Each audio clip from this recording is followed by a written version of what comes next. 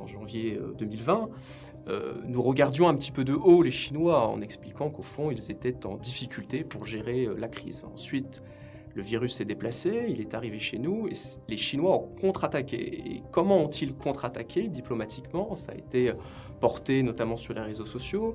Ils n'ont pas dit notre modèle politique est supérieur à la démocratie libérale occidentale. Ils ont dit nous sommes une nation asiatique. L'ensemble des nations asiatiques s'en sortent mieux que les nations occidentales. Pourquoi? Parce que nous sommes les diverses modalités d'expression d'un terreau confucéen. Et dans l'espace civilisationnel confucéen, les notions d'ordre, d'intérêt collectif et d'harmonie l'emportent sur les intérêts individuels. Et ce que nous disaient les Chinois, au fond, c'était vous mettez trop l'accent sur l'individu et donc vous êtes incapable de faire face collectivement aux événements qui menacent la nation.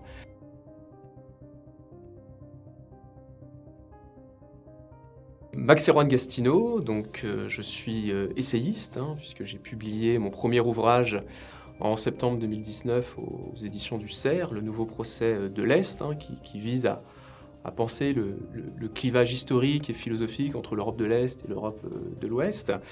Je suis par ailleurs chroniqueur politique au Figaro Vox et à Marianne, où je publie un certain nombre de tribunes. Et puis je dirais que dans la vie quotidienne, je travaille dans le secteur de l'énergie, le secteur plus particulièrement de la transition énergétique, qui est un sujet d'actualité, étant donné en effet les enjeux à la fois de réindustrialisation et d'écologie qui concernent la France et puis plus largement l'Union européenne. Alors, moi je dirais que le populisme ne menace pas la démocratie, puisque au fond, le populisme incarne une aspiration démocratique. Si vous vous posez la question qu'est-ce que la démocratie? La démocratie, c'est quand au fond, la minorité accepte la loi de la majorité. Qu'est-ce qui fait que la minorité vaincue aux élections accepte la loi de la majorité élue? C'est le fait qu'en dernière instance, malgré nos différences d'opinion, nous appartenons à un même peuple. Nous sommes transcendés par un sentiment d'appartenance nationale. Autrement dit, pour qu'il existe un régime démocratique, il faut qu'au préalable, un peuple se reconnaisse comme tel et cultive cette cohésion qui s'appuie sur un certain nombre de traditions et d'idéaux partagés. Le populisme, au fond, est une réaction à un processus de fragmentation des communautés nationales, à un processus d'archipélisation, pour reprendre le terme de Jérôme Fourquet, qui est le produit de plusieurs phénomènes, à commencer par un phénomène absolument, je dirais, inédit de par son ampleur depuis un certain nombre d'années, qui est le phénomène migratoire. Et dans quel pays le populisme, les partis populistes ou les dirigeants populistes, je dirais, montent et même gagnent les élections, ce sont dans des pays où l'immigration pose des difficultés, où les peuples craignent de voir leur identité nationale, leur cohésion nationale, être quelque part fragmentée par une immigration non maîtrisée. Et au fond, lorsque vous regardez ce qui se passe concrètement en France ou en Europe occidentale, vous observez une certaine impuissance du politique face à la question migratoire. Et au fond, le populisme propose de répondre à cette impuissance. Cette impuissance, je crois, n'est pas le produit d'un manque de volonté. Elle peut l'être pour des considérations idéologiques, bien évidemment, mais elle est d'abord le fruit de ce que j'appellerais une forme de tyrannie de la société civile, c'est-à-dire que vous avez un certain nombre d'organisations, d'associations, d'ONG qui créent un environnement hostile envers toute politique migratoire, un tant soit peu volontariste. Et puis vous avez surtout un cadre juridique extrêmement contraignant qui empêche les États d'agir sur cette thématique. Le président du Parti conservateur polonais a une expression que je trouve très intéressante. Il parle d'impossibilisme légal, c'est-à-dire que les États sont légalement, juridiquement empêchés d'agir sur un certain nombre de thématiques éminemment régaliennes, sécurité et immigration. On peut donner quelques exemples. Quand vous voyez l'État français, très récemment, Emmanuel Macron, le gouvernement, a souhaité suspendre le regroupement familial pendant la crise sanitaire. Le Conseil d'État a cassé cette procédure. Lorsque l'État français souhaite expulser des clandestins, Cette expulsion est rendue très compliquée par le produit d'une jurisprudence émanant de la Cour européenne des droits de l'homme qui dit que vous ne pouvez renvoyer un immigré qui craint pour sa sécurité dans son pays d'origine. Et puis on peut prendre aussi d'autres exemples, j'en donnerai peut-être un dernier. La Hongrie, qui est en effet un pays où la thématique migratoire travaille beaucoup son opinion publique, a voulu, pour limiter le flux d'entrants de réfugiés dans l'Union européenne, mettre en place une procédure qui consistait à dire, pour qu'un demandeur d'asile dépose une demande d'asile en Hongrie, il doit d'abord, au préalable, la déposer dans son pays d'origine. Eh bien, cette procédure a été cassée par l'Union européenne, qui la jugeait attentatoire aux libertés fondamentales.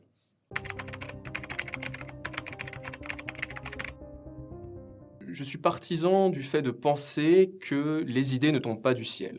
Et donc le populisme, ou sa traduction en Hongrie qu'on appelle illibéralisme, est le produit d'un contexte historique qui nous invite au fond à nous poser la question: dans quelle époque vivons-nous? Et en effet, nous vivons dans une époque qui est celle donc de la mondialisation, mais une mondialisation qui n'a pas, contrairement à ce que nous pensions dans les années 90, abouti à un renforcement de la coopération entre les nations, mais plutôt à une intensification de la compétition entre États. Et au fond, la mondialisation, loin de consacrer le dépassement des nations, consacre le retour des États. Et donc vous avez des États qui, sur le terrain économique, affirment leurs différences, affirment leurs intérêts.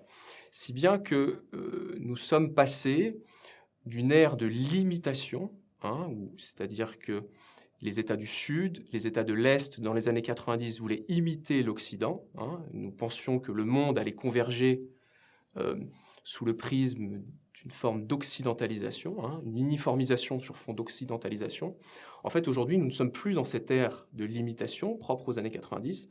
Nous sommes dans l'ère de l'émancipation. Les nations s'émancipent, aspirent à développer un modèle propre qui corresponde à leurs identités nationales et qui permettent aux États d'agir concrètement pour défendre leurs intérêts.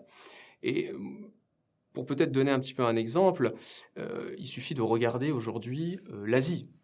L'Asie qui est le continent qui monte en puissance et qui, même à l'aune de la crise sanitaire, montre qu'il est sans doute le continent aujourd'hui le plus puissant. Et quand vous regardez le modèle asiatique, vous avez les deux jambes classiques que sont l'État et la nation. Vous avez d'un côté un État fort, et je ne parle pas que de la Chine, même en Corée du Sud, dans un État démocratique, vous avez un interventionnisme public qui vise l'industrialisation du pays et le développement du pays, pour justement tirer son épingle du jeu dans la mondialisation.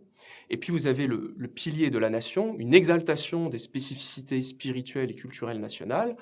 Vous le voyez à Singapour, vous le voyez en Chine, où est mis en avant le terreau civilisationnel confucéen. Et j'avais été très intéressé, et ça avait d'ailleurs été un petit peu commenté à l'époque, par le message que la Chine adressait à l'Occident au début de la pandémie de Covid-19.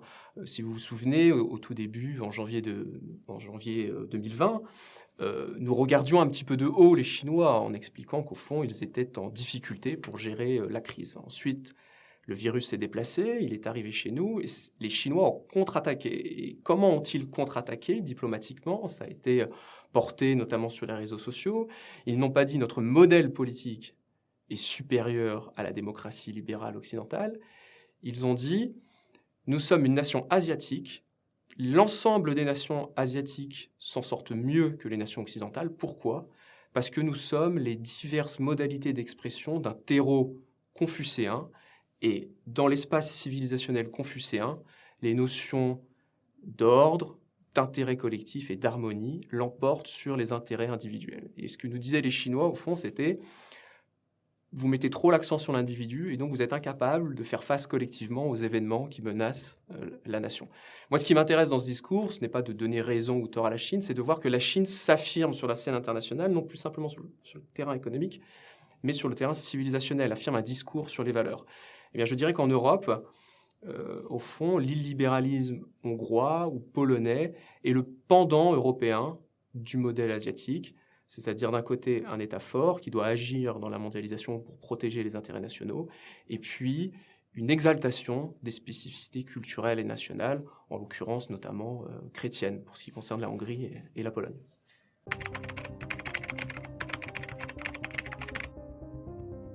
Je pense que cette évolution mondiale va évidemment aussi concerner l'Union européenne. C'est déjà en train, très honnêtement, d'évoluer, puisque vous voyez bien que au sein même de l'Union européenne et de ces grandes nations de l'Ouest, notamment en France, les thématiques de souveraineté sont en train de redevenir des thématiques absolument centrales. Donc, ce qui est un petit peu étonnant, c'est que, au fond, l'Europe va peut-être demain devoir s'inspirer de l'Asie, alors que pendant un certain nombre d'années, même pendant des siècles, l'Europe a été un petit peu un phare qui a éclairé le monde et on cherchait à l'imiter. Là, je crois qu'aujourd'hui, la montée en puissance de l'Asie est un appel un petit peu à la modestie. C'est-à-dire que nous tenons à la démocratie, nous tenons à nos libertés, et pour autant, nous avons aussi des intérêts nationaux et une cohésion nationale sur laquelle il nous faut veiller. Et la mondialisation, contrairement à ce que nous avons pu penser, invite justement à repenser la place de l'État-nation sur la scène internationale. Alors, sur l'État de droit, c'est en effet une question absolument essentielle qui a été ces derniers mois au cœur des tensions entre les États membres et l'Union européenne, et plus particulièrement, évidemment, entre la Hongrie et la Pologne.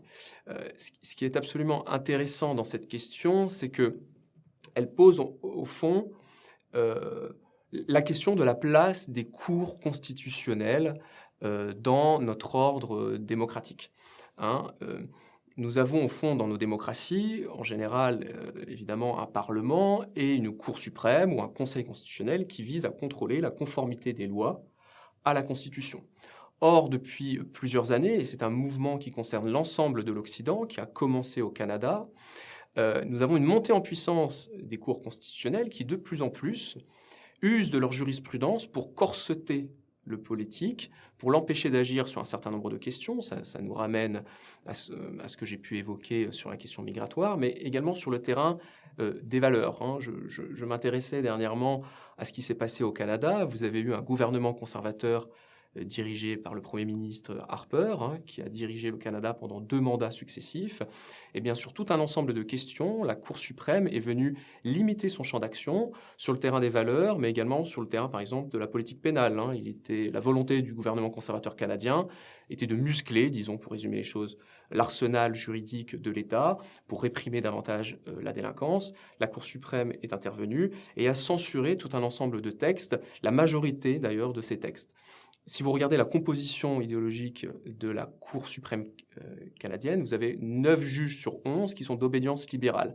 Et donc vous avez une sorte de guerre politique entre d'un côté les cours suprêmes, qui sont les gardiennes de valeurs libérales et progressistes, et des gouvernements conservateurs qui, eux, aspirent justement à reprendre le contrôle sur la définition de ces valeurs, puisqu'ils sont portés en général par des électeurs qui leur demandent d'affirmer l'identité nationale et de réarmer le régalien sur des questions, je dirais, bioéthiques ou sur des questions de sécurité ou d'immigration. En Europe, que s'est-il passé en Hongrie? Je pense que là, il faut faire un petit peu d'histoire pour comprendre ce qu'on reproche au fond à la Hongrie. La Hongrie est devenue une démocratie en 1990, mais elle n'avait pas de constitution. Pour dire les choses plus précisément, son ordre politique était basé sur une constitution communiste qui datait de 1949. Donc en 1990, elle a quelque peu toiletté cette constitution pour devenir en effet une démocratie. L'idée étant de dire cette constitution communiste quelque peu amendée est une constitution provisoire en attendant que des élections aient lieu et que la nouvelle majorité parlementaire édicte une nouvelle constitution. Ça ne s'est pas produit pour des raisons politiques.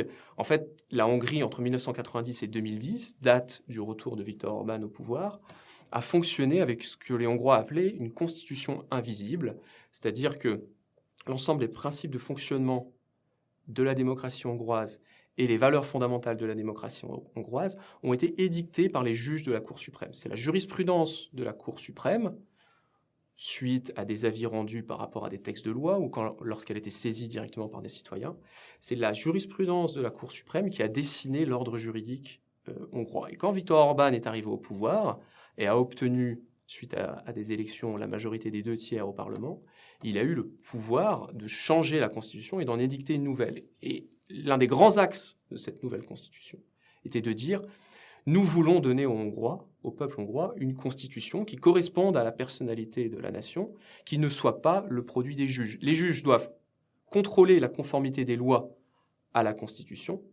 Ils ne doivent pas écrire la Constitution, faire la Constitution. » Et donc l'une des principales réformes qui a été mise en place et qui a justifié aux yeux de l'Union européenne une réaction au nom de la défense de l'état de droit, c'est cette mesure prise lors du premier mandat de Viktor Orban entre 2010 et 2014, qui visait à interdire à la Cour suprême de se référer à sa jurisprudence antérieure à la nouvelle Constitution édictée en Hongrie en 2010 et mise en œuvre en 2012. Si vous regardez la Constitution de la Hongrie, elle a clairement un préambule conservateur. On met en avant les racines chrétiennes de la nation. On définit le mariage comme le produit d'une union librement consentie entre un homme et une femme. Il y a clairement une tonalité conservatrice qui est revendiquée par le pouvoir. Or, la jurisprudence antérieure à la nouvelle Constitution de la Cour suprême était plutôt, disons, de philosophie libérale sur la famille. Et donc, vous avez eu une confrontation entre la jurisprudence libérale de la Cour suprême et la nouvelle Constitution. Et c'est pour ça que les conservateurs ont dit « Désormais, vous devez être les gardiens de la nouvelle Constitution et non tordre le bras du législateur en vous référant à une jurisprudence antérieure. » Et peut-être sur ce sujet, pour conclure sur ce sujet, plutôt que de parler de remise en cause de l'état de droit, puisque vous avez toujours une Cour suprême qui fonctionne en Hongrie, je dirais que vous avez un clivage qui existe aux États-Unis.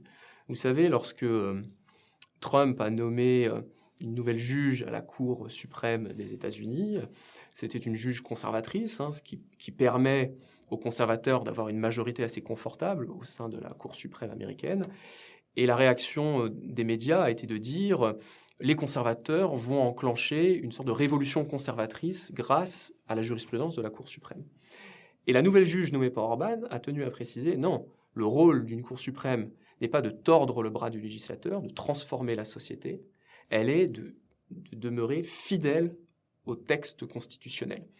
Eh bien, l'école juridique qui prétend rester fidèle au texte constitutionnel, on appelle ça les originalistes, ils collent à l'origine du texte. Et puis vous avez une autre école qui, elle, estime qu'il faut adapter le texte constitutionnel à l'évolution des mœurs et de la société, ce qui donne de fait un rôle très politique aux juges. Je pense qu'en Europe, nous avons aujourd'hui ce même clivage. Nous avons au fond une Hongrie originaliste qui demande aux juges constitutionnels de coller à la nouvelle loi fondamentale, à la nouvelle constitution d'inspiration conservatrice. Et vous avez une Union européenne qui, elle, aspire à des constitutions nationales qui laissent le plus de marge de manœuvre possible à l'évolution des mœurs et des mentalités. Et quand vous regardez de près les tensions entre l'Union européenne et la Hongrie, vous voyez un grand nombre de députés européens qui se réfèrent aux principes fondamentaux inscrits à l'article 2 de l'Union européenne. Et dans ces principes fondamentaux, vous avez le principe de non-discrimination. Et c'est au nom du principe de non-discrimination qu'aujourd'hui la Commission européenne justifie d'agir sur le terrain sociétal et peut-être demain de contraindre la Hongrie et la Pologne à remettre en cause le mariage traditionnel puisqu'il est vu comme une discrimination à l'encontre des droits des personnes LGBT. Et dans le discours de politique générale de la présidente de la Commission européenne, Ursula von der Leyen, elle a très clairement indiqué « L'Union européenne a des valeurs listées à l'article 2. Le principe de non-discrimination doit s'appliquer aussi sur le terrain sociétal et il convient pour cela de mettre en place une stratégie qui vise très clairement à faire en sorte que la législation sur le mariage homosexuel, par exemple, soit adoptée par l'ensemble des pays. » Donc vous avez une sorte d'impérialisme culturel européen qui émane au nom des droits fondamentaux que protège l'état de droit, et face à cet impérialisme culturel, une sorte de résistance conservatrice qui vient de l'Est et qui dit « Nous ne voulons pas que les juges nous tordent le bras, nous pensons que les juges doivent simplement correspondre à un texte constitutionnel qui a été voulu par le peuple souverain, puisque nous sommes élus par ce peuple hongrois. » pour consacrer le retour du politique, il faut en effet des politiques qui acceptent la confrontation avec l'Union européenne et avec les juges. Vous avez vraiment aujourd'hui un clivage entre Parlement et juges de la Cour suprême. Vous avez aussi une conception plus idéologique que juridique de l'état de droit qui tend à s'imposer au niveau européen. Et si vous lisez le rapport Sargentini, qui est le rapport d'une élue écologiste hollandaise, députée européenne, qui a fait un rapport pour dire en quoi la Hongrie mettait en place des réformes qui allaient à l'encontre de l'état de droit. Et quand vous regardez ce rapport, vous avez en effet un certain nombre d'assertions juridiques tout à fait valables, mais la majorité de ce qui est reproché à la Hongrie repose sur des considérations idéologiques et politiques. Et parmi les reproches qui sont adressés à la Hongrie, vous avez, je cite, la rhétorique stigmatisante à l'encontre des ONG, le lien qui est fait entre immigration et terrorisme, et la mise en œuvre de référendums nationaux. Donc, on fait flèche de tout bois, on mélange un peu tout, on mélange des reproches politiques qui sont tout à fait légitimes, mais qui n'ont pas leur place lorsque vous cherchez à comprendre si une nation remet en cause ou non l'état de droit. L'état de droit, c'est un principe fondamental qui repose sur des notions juridiques. Là, on voit bien que derrière l'état de droit, il y a une conception de la démocratie qui, au fond, n'aime pas la verticalité politique. Et les référendums nationaux sont une traduction de cette verticalité politique qui relie un chef à son peuple. Il y a un refus de voir les nations se définir d'un point de vue culturel, et la référence aux racines chrétiennes est en tant que telle considérée comme discriminatoire, puisqu'elle ne laisserait pas de place à d'autres religions en Europe. Au fond, si l'on regarde bien cette question de près, vous voyez un Parlement européen qui s'érige en tribunal des valeurs et qui, au nom des valeurs de l'Union européenne, frappe d'opprobre et d'illégitimité des majorités conservatrices. Et la question qui se pose, et d'ailleurs Anne-Marie Le Pourriette, grand juriste, la posait concrètement dans le Figaro il y a quelques semaines, a-t-on le droit encore d'être conservateur en Europe? C'est peut-être l'une des grandes questions qui va se poser dans les années à venir si l'on continue d'habiller l'état de droit autour des valeurs progressistes et libérales.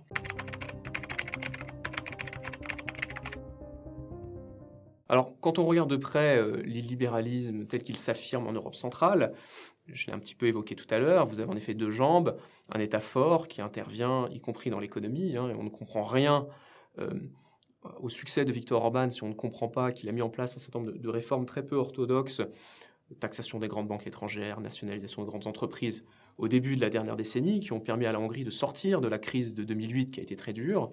Donc vous avez d'un côté un État fort qui intervient, qui montre sa capacité à agir dans un monde chaotique et dangereux, également en Pologne avec un État social renforcé. Et puis vous avez, je le disais, une exaltation des valeurs nationales pour consolider la cohésion du peuple autour de traditions collectives, d'une histoire et d'un sentiment national qu'il convient de cultiver. Eh bien, ces deux jambes, État fort et exaltation des spécificités nationales, il n'y a aucune raison de penser qu'elles vont demeurer l'apanage des nations de l'Est. Vous avez, y compris en Europe occidentale, une aspiration, et je pense surtout en France, et la crise des Gilets jaunes, moi, me confirme dans cette intuition, vous avez une demande d'un retour d'un État capable d'agir pour protéger la nation, capable de veiller à la cohésion du corps social. Alors, ce n'est pas simplement la cohésion culturelle face à l'immigration, c'est aussi la cohésion territoriale, avec des territoires ruraux abandonnés. Il y a une demande d'un aménagement du territoire qui soit beaucoup plus volontariste pour considérer l'ensemble du territoire national comme étant capable de se développer et pas simplement de subir la mondialisation qui rime depuis tant d'années pour un certain nombre de territoires avec délocalisation. Donc l'aspiration à un État fort et une nation qui reste fidèle à un certain nombre d'idéaux et de traditions partagées, c'est le cœur de l'illibéralisme en Europe centrale. Je crois que cet illibéralisme peut se déplacer à l'ouest, mais ce ne sera pas la copie de l'illibéralisme hongrois. Ce sera au contraire, je dirais, c'est à chaque nation de trouver dans ses traditions politiques propres la concrétisation de cette aspiration à renforcer la nation et l'État. Et je crois qu'en France, nous avons une grande tradition que j'appellerais capétienne, bonapartiste et gaulliste, qui incarne cette aspiration à l'unité nationale. Et une unité qui, comme je le disais précédemment, est aujourd'hui menacée par un processus d'archipélisation qui a tout à voir avec l'immigration et l'incapacité de l'État à assurer la souveraineté du peuple, et cette souveraineté sur un territoire donné qui doit donc avoir des frontières et les défendre. Oui, à la différence de la Hongrie, il y a une forte aspiration aussi sociale en France. D'ailleurs, le général de Gaulle disait qu'il y a 3 flammes qui définissent la nation française. Il y a la flamme de la tradition, nous sommes un vieux pays. Il y a la flamme chrétienne et la flamme sociale. Il reliait la flamme chrétienne et la flamme sociale, puisque, disait-il, notre souci de la justice vient de l'Évangile et vient du fait que nous sommes un peuple issu de tradition chrétienne. Eh bien, je crois que cette flamme sociale, ce qui est assez étonnant, c'est qu'on la voit aujourd'hui plutôt en Angleterre, à l'aune de l'élection de Boris Johnson, où le discours social a eu un impact très important, mêlé à la thématique migratoire, a permis au Parti conservateur de bénéficier d'une forte popularité au sein de l'électorat ouvrier, qui traditionnellement votait à gauche, et qui a donc porté le pouvoir, qui a porté les candidats conservateurs aux élections législatives, ce qui s'est traduit donc par la victoire de Boris Johnson et donc le Brexit.